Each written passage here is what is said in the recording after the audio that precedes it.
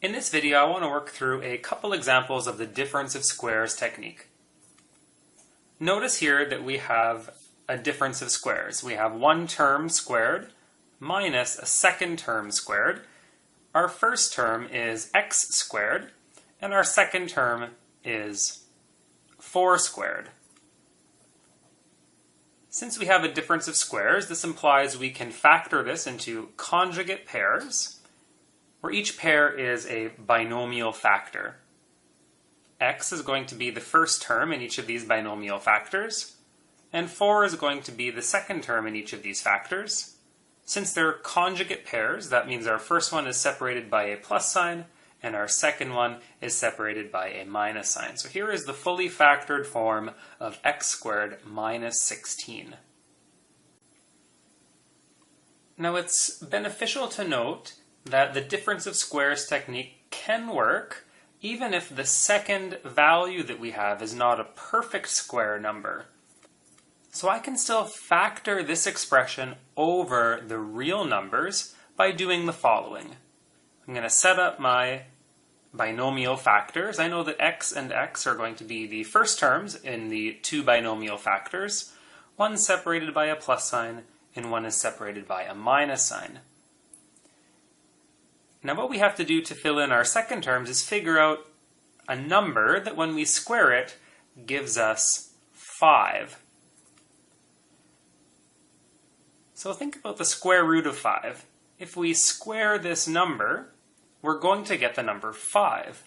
So this implies the second terms inside each of these binomial factors we could write as the square root of 5. So it is possible to factor x squared minus 5 into two conjugate pairs, x plus root 5 and x minus root 5.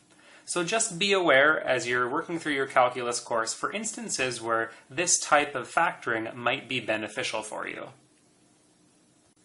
The next example I have is 25x squared minus 9. Let's take a look at the first term. This first term is something squared.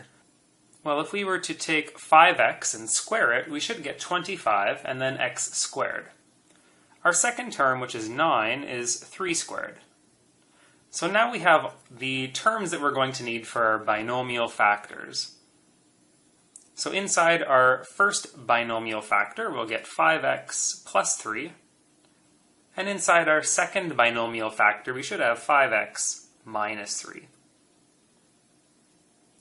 Our first term is x squared all squared. And our second term is 4 squared.